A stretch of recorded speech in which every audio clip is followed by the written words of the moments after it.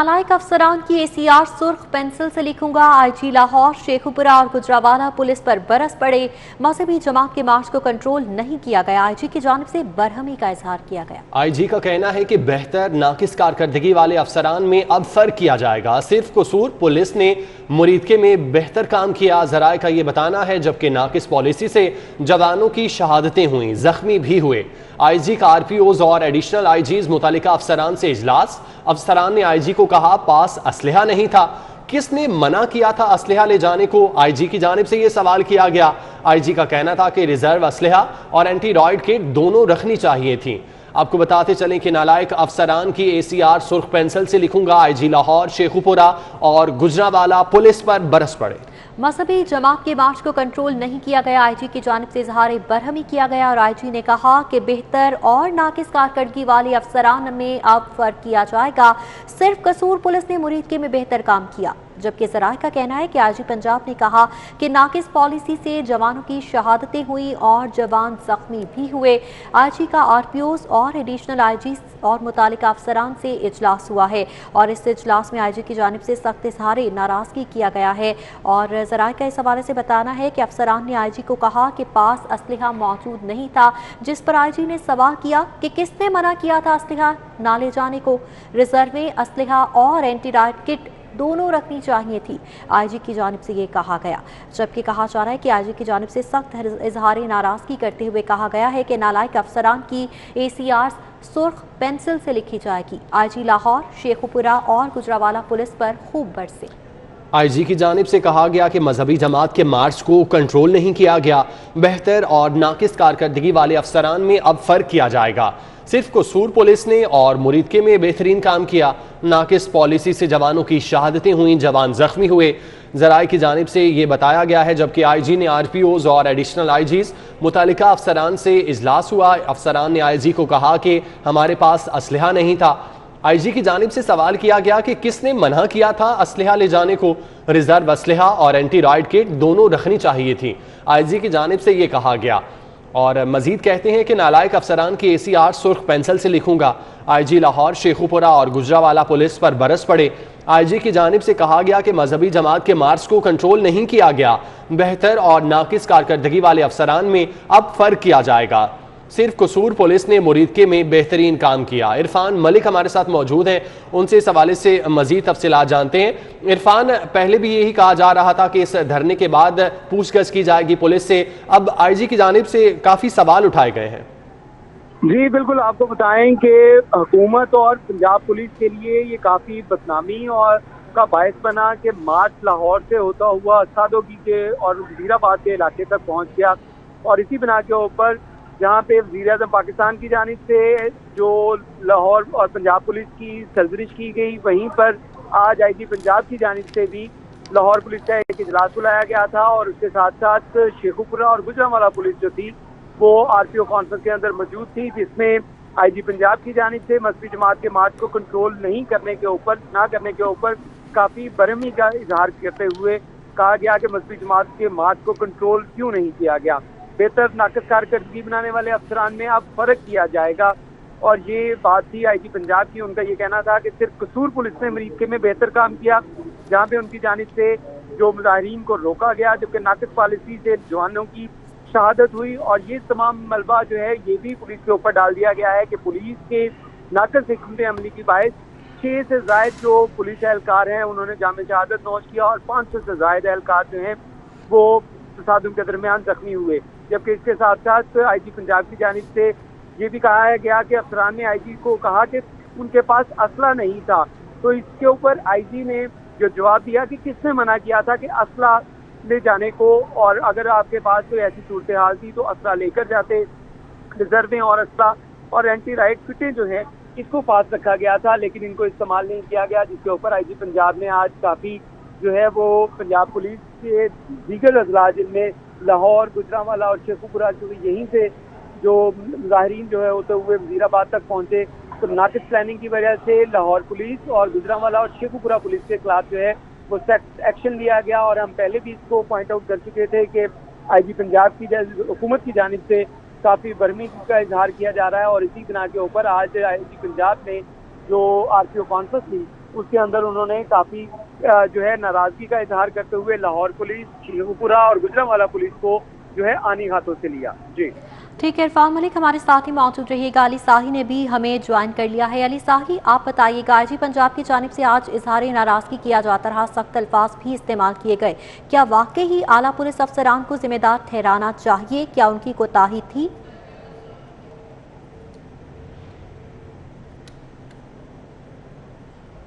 अली साही से राबता बहाल करने की कोशिश करेंगे। इरफान मलिक से जो है एक बार फिर से बात कर लेते हैं। इरफान मलिक, आप बताइएगा, क्या वाकई ही आला पुलिस अफसरान की गलती थी? किसी की जानिब से अहकाम दिए गए थे कि असलहा साथ ना ले जाया जाए? जी बिल्कुल, आपको बताएं कि जब मार्च जो है वो चौक यतीमाने से होता हुआ लाहौर को उसने क्रॉस किया, तो इससे पहले जो पुलिस की तैयारी थी उसमें पुलिस हुक्काम का ये कहना था कि हुकूमत की जानिब से उनको कहा गया है कि वो वेपन का इस्तेमाल नहीं करेंगे और पुरतशद्दुद जो है ये वाक़यात दूनमा नहीं होने चाहिए मुजाहिरीन के साथ, जिनको हिकमत अमली के साथ जो है वो रोका जाए। और इसी बिना के ऊपर तमाम जो लाहौर पुलिस थी इसको गैर मुसल्लह कर दिया गया था। इवन के जो अफसरान थे, जिसमें CCPO लाहौर, DIG ऑपरेशन या SSPs या दीगर जो SSPs थे, इनके साथ जो इनके गनमैन थे उनसे भी असला लेकर वापस रख लिया गया था और ये तमाम एहलकार जो थे वो खाली हाथ थे। और खाली हाथ जो है वो मुजाहिरीन को, जो एक चार्ज क्राउड था, उसको रोकना मुश्किल था। लेकिन अब IG पंजाब की जानिब से इस बात का जो है वो कहा जा रहा है कि किसने मना किया था कि वेपन जो है वो साथ ना रखें, क्योंकि पुलिस की जानिब से ये बताया जा रहा है कि खाली हाथ जो है वो पॉसिबिलिटी नहीं थी कि इतने बड़े मॉब को, जिसमें 10 से 12 हज़ार के जायद जो मुजाहिरीन हो, उनको रोका जाए और सिर्फ एंटी राइट जो टीयर शेल्स हैं या लाठी चार्ज है वो करके उसको रोका जाए, तो ये पॉसिबल नहीं था। जिसके ऊपर IG पंजाब ने आज एक सवाल किया है कि किसने रोका था, किसने मना किया था कि वो वेपन ना लेके जाएं। लेकिन हम आपको ये इस हवाले से बताएं कि हुकूमत की जानिब से ये वाज़िया डायरेक्शन थी पुलिस को दी गई कि किसी मौके के ऊपर भी कोई जानी नुकसान नहीं होना चाहिए, क्योंकि हमने देखा कि 6 माह पहले जब मजहबी जमात की जानिब से एहतजाज किया गया था तो उसमें जो है वो जानी नुकसान भी हुआ और उसमें दोनों तरफ में जानी नुकसान हुआ था, जिसमें फायरिंग के वाक़यात जो है वो चौक यतीमाना में स्कीम मोड पर रूनुमा हुए थे। इसी तमाम प्रैक्टिस को देखते हुए अब जो है वो हुकूमत की जानिब से ये अहकाम जारी किए गए थे कि कोई भी किसी सूरत जो है वो वेपन जो यूज़ ना करें। और इसी बिना के ऊपर तमाम लाहौर पुलिस गैर मुसल्लह थी। लेकिन आज IG ने, क्योंकि IG पंजाब के खिलाफ जो है वो काफ़ी सख्त एक्शन लिया गया वफाकी हुकूमत की जानिब से, क्योंकि वज़ीर सेक्रेटेरिएट की जानिब से पंजाब हुकूमत को काफ़ी उनके ऊपर भी नाराज़गी का इजहार किया गया था। तो इसी तरह आज IG पंजाब ने अपना जो इजहार नाराज़गी PM ऑफिस से उनके साथ हुई थी उसका इजहार करते हुए आज RPO कॉन्फ्रेंस में लाहौर पुलिस और गुजरांवाला और शेखुपुरा पुलिस जो है इसकी सरजरिश की। जी ठीक है, इरफान मलिक हमारे साथ ही मौजूद रहिएगा। अली साही से राबता बहाल हुआ है। अली साही, बताइएगा, IG पंजाब की जानिब से तो इजहार लाताल्लुकी कर दिया गया, उनकी जानिब से ये पूछा जा रहा है कि असलहा ले जाने से किसने मना किया था, जबकि जैसे कि इरफान मलिक बता रहे हैं कि हुकूमत की जानिब से अहकाम आए थे। क्या IG पंजाब को बाईपास करते हुए हुकूमत की जानिब से पुलिस को अहकाम दे दिए गए कि असलहा नहीं ले जाना? जी बिल्कुल, ये जो मजहबी जमात का मार्च था इसको बेहतर तरीके से हैंडल नहीं किया गया। IG पंजाब की जानिब से आज इस पर रिव्यू करने के लिए एक इजलास तलब किया गया था, जिसमें CCPO लाहौर समेत तमाम RPOs और तमाम एडिशनल IGs शामिल थे। जब इसमें IG पंजाब की जानिब से तमाम अफसरान को पूछा गया कि मुझे वजह बताई जाए कि किस जगह पे खामियां थी और क्यों नहीं इस मार्च को रोका गया, गिरफ्तारियां अमल में क्यों नहीं लाई गई, क्यों नहीं भर वक्त इकदाम किए गए, तो एक अफसर की जानिब से कहा गया कि जब मार्च रवाना हुआ था तो उनके जवानों के पास असलहा था, मजहबी जमात के जवानों के पास असलहा था। तो IG पंजाब की जानिब से हुक्म दिए, पूछा गया कि किस जगह पे लिखा है कि पंजाब पुलिस के जवान असलहा साथ ना ले जाते, और जो पुलिस रूल्स हैं उसके मुताबिक किसी जगह पे भी ममानत नहीं है। तो IG पंजाब की जानिब से कब हुक्म दिया गया था कि जवान जो हैं वो बगैर असलहा के जाएं, वो सिर्फ एंटी राइट किट्स लेके जाएं। तो ये अफसरान की जानिब से खुद एक चीज़ क्रिएट की गई थी और इसी वजह से पुलिस को जो इतनी बड़ी तादाद में जख्मी मिले और 5-6 शहादतें जो थी वो पुलिस के जवानों के सामने आई। आज IG पंजाब की जानिब से इन तमाम अफसरान को कहा गया है कि मैं नालायक और नाकस अफसरान और जो काम करने वाले अफसरान हैं उनमें तफरीक करूंगा। नालायक अफसरान की जो ACRs होंगी मैं वो रेड पेंसिल से लिखूंगा, वो किसी सूरत में माफ़ी के हकदार नहीं। उनकी वजह से पंजाब पुलिस की जग हसाई हुई है, बर वक्त इकदाम ना करने की वजह से आज हुकूमत को भी मुश्किलात का सामना है, आईजी पंजाब भी मुश्किल में है। तो इन तमाम चीज़ों को मद्देनजर रखते हुए आईजी पंजाब की जानब से आज जो मुतलका अफसरान थे उनकी सख्त सरजनिश की गई है। आईजी पंजाब की जानिब से मुतल्लिका अफसरान की सख्त सरजनिश की गई है। अली, बहुत शुक्रिया आपका। कातिल मच्छर नन्ही जाने भी लेने लगा। चिल्ड्रन अस्पताल में डेंगू में मुब्तला 8 माह का बच्चा जाँ बहक हो गया। वजीर आला साहब, 8 माह के बच्चे का क्या कसूर था? डेंगू के तदारुक के लिए दर वक्त इंतजाम क्यों ना हो सके? शहर में डेंगू से जाँ बहक होने वाला मूसा असद पहला बच्चा है। मूसा डेंगू में मुब्तला होने के बायस जेर इलाज था। डेंगू तशखीस होने के 2 दिन बाद मूसा जान की बाजी हार गया, जबकि सरकारी आदादोशुमार में डेंगू मरीजों की अमवात कम बताई जा रही हैं। कातिल मच्छर नन्ही जाने भी निकलने लगा। चिल्ड्रन अस्पताल में डेंगू में मुब्तला 8 माह का बच्चा जाँ बहक हो गया। डेंगू के तदारुक के लिए बरवक्त इंतजाम क्यों ना हो सके? शहर में डेंगू से जाँ बहक होने वाला मूसा असद पहला बच्चा है।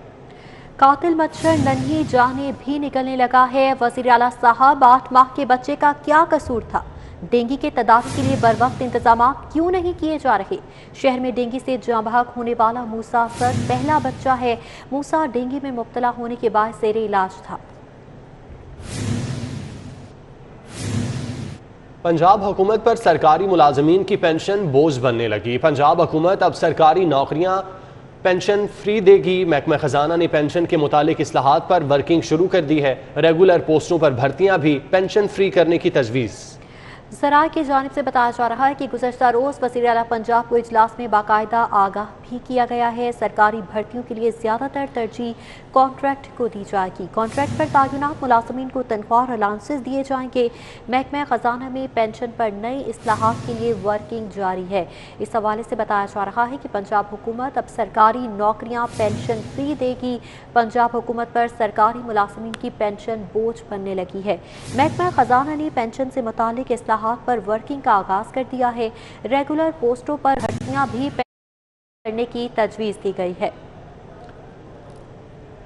इसी हवाले से बात भी करेंगे। महकमा खजाना ने पेंशन पर नई इस्लाहात के लिए वर्किंग जारी की है। कॉन्ट्रैक्ट पर तैनात मुलाजमीन को तनख्वाह और अलाउंसेस दिए जाएंगे। अली डामे हमारे साथ मौजूद हैं, उनसे मजीद तफसीलात जानते हैं। अली, अब बताइएगा इस हवाले से नई क्या पॉलिसी बनाई जा रही है? जी बिल्कुल, ये गुज़श्ता रोज़ ज़िला पंजाब की सरबराही में एक इजलास हुआ था और उस इजलास में मालियाती पॉलिसी के हवाले से वज़ीर-ए-आला को आगाह किया गया। लेकिन साथ ही पेंशन के ऊपर क्योंकि एक बोझ बनता जा रहा है गवर्नमेंट ऑफ पंजाब के लिए, तो उस पर महकमा खजाना पंजाब के हुकाम ने कहा कि इसमें मजीद रिफॉर्म्स की ज़रूरत है। तो उस पर अब महकमा खजाना पंजाब ने नई रिफॉर्म्स पर वर्किंग शुरू की है। उसमें बताया ये जा रहा है कि पंजाब में अब आइंदा जो भर्तियाँ की जाएंगी सरकारी मुलाजमीन की, वो अब पेंशन फ्री होंगी। अब इसमें क्योंकि पहले भी गवर्नमेंट ऑफ पंजाब कॉन्ट्रैक्ट पर भर्तियां कर रही है और उसमें कोई पेंशन नहीं दी जा रही, लेकिन क्योंकि एक रेगुलर एक्ट भी मौजूद है और उस रेगुलराइजेशन एक्ट के तहत कॉन्ट्रैक्ट पर मुलाजमीन अपनी मुस्तकली के लिए गवर्नमेंट ऑफ पंजाब से अदालत का रुख करते हैं और उसके बाद वो अपनी पेंशन जो है उनको शुरू हो जाती है। लेकिन अब आइंदा से जो भर्तियां की जाएंगी उस पर एक नई शिक शामिल की जाएगी कि जो भी कॉन्ट्रैक्ट पर भर्ती किया जाएगा उसको पेंशन नहीं दी जाए। क्योंकि हर साल बजट जब आता है तो बजट में 15 से 20% इजाफा पेंशन की वजह से बढ़ जाता है बजट के अंदर। तो उस पर गवर्नमेंट ऑफ पंजाब वो नई रिफॉर्म्स लेकर आ रही है कि उसमें मुलाजमीन को तनख्वाह और अलाउंसेस ज्यादा दे दिए जाएं, जबकि पेंशन का जो एक सेगमेंट है उसको खत्म कर देना चाहिए। तो इस पर प्रपोजल बना के अब कैबिनेट कमेटी और पंजाब असम्बली से इसकी अप्रूवल जो है वो मशरूत होगी, जिसके बाद ये नया कानून जो है वो पंजाब हुकूमत ले आएगी इस पर। ठीक है, बहुत शुक्रिया अली, आप हमें तफसीलात से आगाह कर रहे थे। बिजली की कीमतों में ₹1.68 फी यूनिट इजाफे का खदशा है। बिजली के टैरिफ में इजाफे से मुतालिक दरख्वास्त पर समाअत मुकम्मल हो गई। वफाकी हुकूमत की दरख्वास्त पर समाअत नेपरा अथॉरिटी ने की, जबकि नेपरा अथॉरिटी ने बिजली की कीमतों से मुतालिक फैसला महफूज कर लिया। नेपरा अथॉरिटी बिजली कीमतों से मुतालिक तहरीरी फैसला बाद में जारी करेगी। बिजली की कीमत में इजाफे का इतलाक मुल्क भर के सारिफीन पर होगा। बुनियादी टैरिफ में इजाफे से सारिफीन पर मुस्तकिल बोझ पड़ेगा। बिजली की कीमतों में इजाफे का इतलाक लाइफ लाइन सारिफीन पर नहीं होगा। 200 यूनिट बिजली इस्तेमाल करने वाले सारिफीन इजाफे से मुस्तस्ना होंगे। चीनी की कीमतें बढ़ने पर सारिफीन परेशान हैं। ओपन मार्केट में चीनी का रेट 10 रुपए इजाफे के साथ 125 रुपए हो चुका है। चीनी का रेट बढ़ने पर सारिफीन का कहना है कि हुकूमत अवाम को रिलीफ फराहम करने में बुरी तरह नाकाम हो चुकी है। आपको बताते चलें कि चीनी की कीमतें में बढ़ने पर सारिफीन परेशान हैं। ओपन मार्केट में चीनी का रेट 10 रुपये इजाफे के साथ 125 रुपये हो चुका है। तफसीलात जानते हैं, जुनेद रियाज हमारे साथ मौजूद हैं। जुनेद, बताइएगा बढ़ती कीमतों पर सारिफीन का क्या कहना है? जी, पेट्रोल की कीमतें बढ़ते साथ ही चीनी का रेट भी 125 रुपये किलो हो गया और चीनी की बोरी जो 5500 रुपये की थी अब 6000 रुपये में दुकानदार को मिल रही है। तो रेट दुकानदार को 120 रुपये किलो पड़ रहा है और ओपन मार्केट में चीनी जो है गली मोहल्लों में 125 रुपये किलो फरोख्त की जा रही है। क्या कहेंगे सूरत हाल? सूरत हाल यही है कि तीसरी पार्टी को वोट इसलिए दिया था कि कुछ सहूलत मिलेगी। हालात ये हो गए कि अब बाज़ार चीनी लेने जाएं तो बस मुश्किल से ही पैसे पूरे होते हैं। 125 रुपये किलो कौन लेगा? 90 रुपये जहाँ मिलती है वहाँ हमें कोई पता नहीं कहाँ मिल रही है। हुकूमत ही है, अल्लाह ही इस पे रहम करे और इस पाकिस्तान की आवाम पे रहम करे बस। जी, 90 रुपये किलो जो चीनी दी जा रही यूटिलिटी स्टोर पर वो बिल्कुल ही जो है वो आटा है और उसमें मिठास नहीं है। आप क्या कहेंगे इस पर? बिल्कुल जी, हमने ये अवार्ड इसलिए अब इमरान खान को दिया था कि मुश्किलात दूर हो जाएं, परेशानियाँ दूर हो जाएं, लेकिन इतनी महंगाई हो चुकी है कोई समझ नहीं आती। यकीन करें 1000 रुपये लेके जाते हैं, मुश्किल से सिर्फ 1-2 चीज़ें आती हैं। हमने इसलिए इमरान खान से अवार्ड दिया था। चीनी का बताएं, चीनी की क्या सूरत है? चीनी के तो बहुत ज़्यादा रेट 125 रुपये 30 रुपये बिक रही है। यकीन करें 20-30 की चीनी लेनी जानी पड़ी, चम्मच लेकर जाएंगे हम, किस में हमें डाल दें? ना शॉपर है ना कुछ है, इतनी महंगाई है, सर दर्द लग गई हमारी तो कि क्या करेंगे, आगे क्या होगा हमारा। जी, आपने बात सुने कि चीनी जब लेने जाते हैं तो 125-30 रुपये उन्हें पड़ती है क्योंकि शॉपर भी ख़रीदना पड़ता है। तो ये सूरत हाल है। उन्होंने कहा है कि नई हुकूमत जो उन्होंने कहा था कि आखिरी 3 सालों में रिलीफ दिया जाएगा, वो रिलीफ कहीं नज़र नहीं आ रहा और सब्सिडी भी कहीं नज़र नहीं आ रही। तो तीसरी जो हुकूमत को वोट दिया उसके ऊपर लोग तनकीद करते हुए।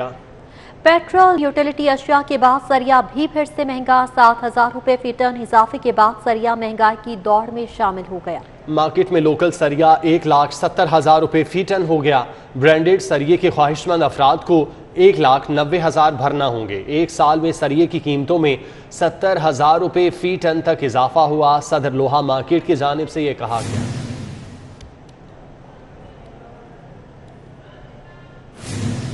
रुपए का अरूज डॉलर मजीद गिरने लगा। इंटरबैंक में डॉलर मजीद 1 रुपये 14 पैसे सस्ता हो चुका है। इंटरबैंक में डॉलर 171.29 से कम होकर 170.15 रुपये का हो गया।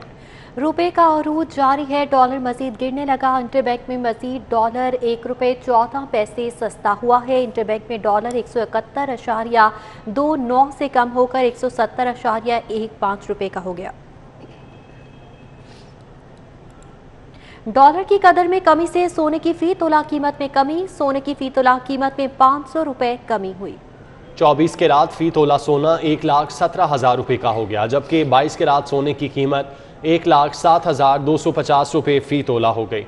डॉलर की कदर में कमी के साथ सोने की फी तोला कीमतों में भी मुसलसल कमी जारी है। शहर में सोने की फी तोला कीमत में 500 रुपये कमी हुई। 24 के रात खालिद सोने की फी तोला कीमत 1,17,000 रुपये हो चुकी है। सोने की कीमतों में कमी हुई है, डॉलर की कीमत में कमी हुई, जिसके साथ सोने की कीमतें भी कम हुई हैं। शहर में सोने की फी तोला कीमत में 500 रुपये कमी हुई है।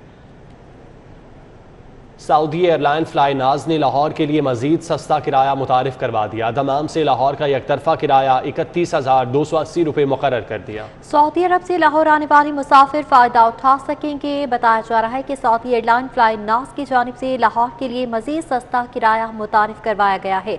दमाम से लाहौर का एकतरफा किराया 31,280 रुपये मुकर्रर किया गया। सऊदी अरब से लाहौर आने वाले मुसाफिर इससे फ़ायदा उठा सकेंगे।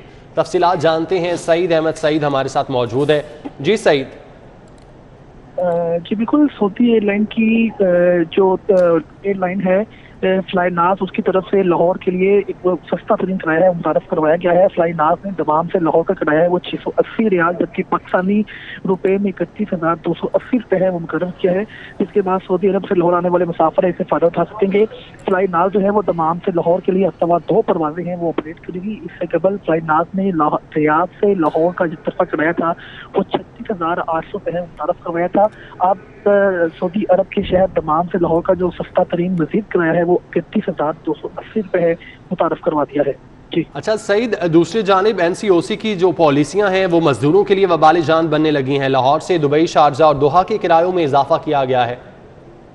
जी बिल्कुल, एनसीओसी की जो फजाई मुसाफिरों के लिए बनाई की पॉलिसियां हैं वो मजदूरों के लिए उबाले जान बनने लगी हैं। कोरोना एसओपी के तहत महदूद फ्लाइट ऑपरेशन और मुसाफिर को महदूद सफर की शर्त है वो लागू की गई थी, जिसके बाद बेरूनी मुल्क जाने वालों को लाखों रुपए का टिक्के हैं वो लगाए जा रहे हैं। जराये का ये कहना है कि एनसीओसी के दायरा की रोशनी में महदूद मुल्की और गैर मुल्की जो एयरलाइंस है वो परवाजें चला रही है, जिसके बाद लाहौर से दुबई, शारजा, दोहा, इस्तांबुल, लंदन के लिए किराए में 2 से 3 गुना इजाफा है वो हो गया है।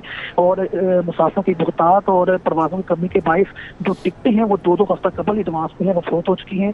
लाहौर से यूएई जाने के लिए जो PIA, एयर बलियो और सेरियन एयर की 15 नवंबर तक की तमाम टिकटें हैं वो फरोख्त हो चुकी हैं।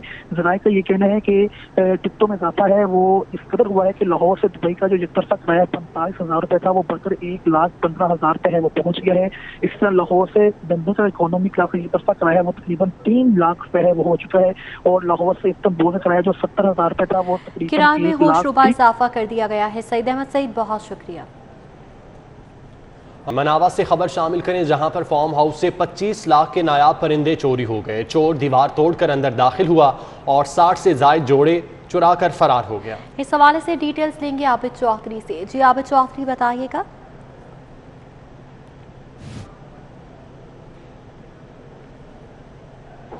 आबिद चौधरी से राबता बहाल करने की कोशिश करेंगे। नौजवान ने हॉलैंड से लव बर्ड्स के जोड़े मंगवा रखे थे। चोर ने फार्म हाउस से बरामद शुदा लव बर्ड्स के जोड़े ही चोरी किए हैं। आबिद चौधरी से राबता बहाल हुआ है। आबिद चौधरी, बताइएगा पुलिस ने क्या कार्रवाई की इस पर? बिल्कुल, पुलिस जो है वो सिर्फ मुकदमा दर्ज करने की हद तक महदूद है। ताहाल ना तो मुजरिम का सुराग लगता है और ना ही नायाब परिंदे हैं उनका सुराग मिल सका है। अलबत्ता पुलिस के मुताबिक बताया जा रहा है कि मनावा का इलाका है जहाँ पर फार्म हाउस से 25 लाख मालियत के नायाब परिंदे जो है वो चोरी हुए हैं। मनावा का रहायशी मोइनुद्दीन है, जिसका कहना है कि नायाब परिंदे जो है हॉलैंड से उसने मंगवाए थे, लेकिन नामालूम चोर जो है वो फार्म हाउस की दीवार तोड़ के अंदर दाखिल हुआ और 25 लाख मालियत के परिंदे चुराने के बाद मौका से फरार हो गया। मुतासिर। ठीक है आबिद, बहुत शुक्रिया आपका। मजीद खबरें इस ब्रेक के बाद हमारे साथ रहिए।